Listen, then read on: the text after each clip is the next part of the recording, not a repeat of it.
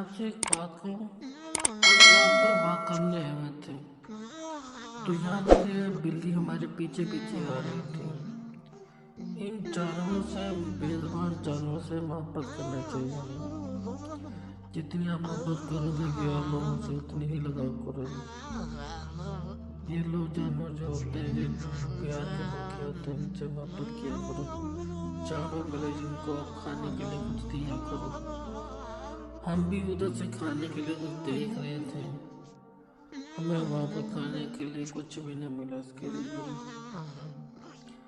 تو ہم نے پھر فیصلہ کیا کہ ہم اس کو نہ اپنے ساتھ لے کے چلتے ہیں اپنے گھر کو۔